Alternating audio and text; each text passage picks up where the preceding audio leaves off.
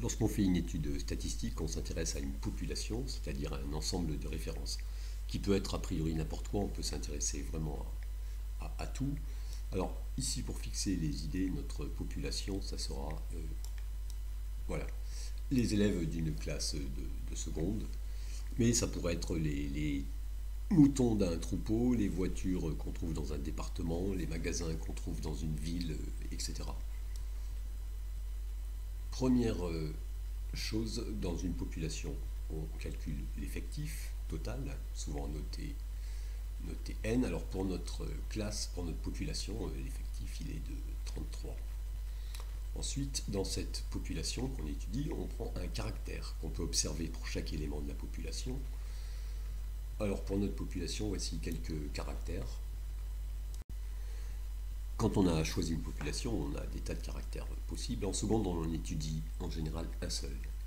Plus tard, il est intéressant de comparer les deux caractères, mais ici, ce n'est pas ce qu'on fait.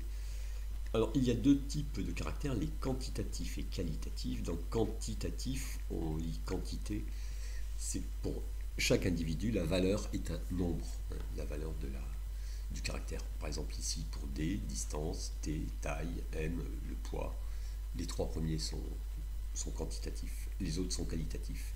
Alors, en mathématiques, en statistique, on étudie essentiellement des caractères quantitatifs parce que des traitements numériques sont alors possibles.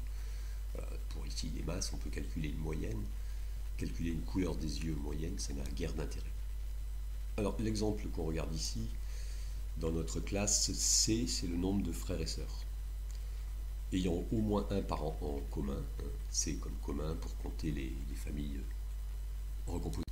Voici la série statistique qui a été observée. Alors, pour la valeur 0, on a 4 élèves qui ont 0 frère ou sœur, enfant unique.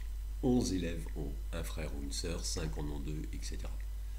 Alors, pour chaque valeur, on peut calculer la fréquence de cette valeur, c'est-à-dire sa proportion. Donc, c'est l'effectif divisé par l'effectif total. Et on peut ensuite recopier ceci.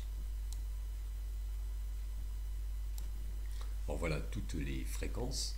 Alors, on les exprime plus souvent en pourcentage. Fréquence 0,12, ça veut dire 12% des élèves sont enfants uniques, etc. Alors ici, on a un total, la dernière manque, voilà, on a un total de, c'est la somme qui a été calculée ici. Bien sûr, si on recopie la somme pour cette ligne, on obtient la somme des fréquences qui vaut 1, c'est-à-dire la somme des pourcentages vaut 100.